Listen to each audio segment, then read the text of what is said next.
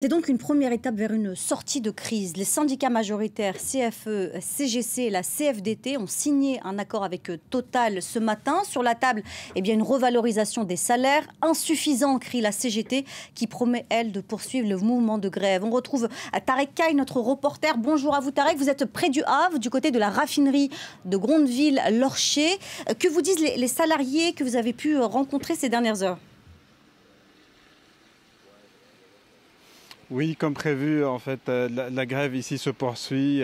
Ça s'est passé lors de l'Assemblée générale qui vient de se terminer ici, à l'issue de laquelle les salariés grévistes ont continué de poursuivre leur mouvement de grève, et ce, pour le 17e jour consécutif, malgré cet accord qui a été signé entre la CFE-CGC et la CFDT d'une part, et la direction de Total d'autre part, CFE-CGC et CFDT qui sont les syndicats majoritaires au sein du groupe Total. Pour les leaders syndicaux avec lesquels nous sommes entretenus, cet accord a été signé, je les cite, dans le dos des salariés par des syndicats qui ne représentent personne.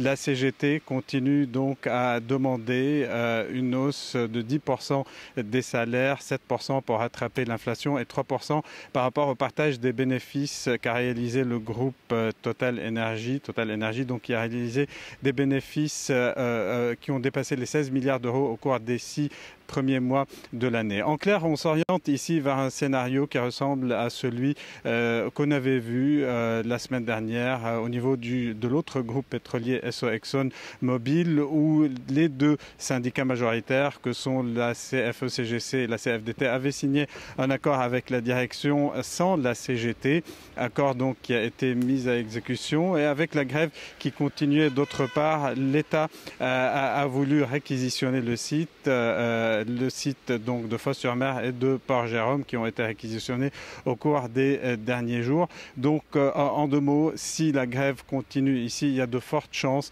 que ce site, donc cette raffinerie de Total Energy ici près du Havre et d'autres sites fassent l'objet de réquisitions de la part du gouvernement. Merci beaucoup Tarek Kaye, envoyé spécial de France 24 du côté de Normandie où se trouve donc l'une des raffineries françaises.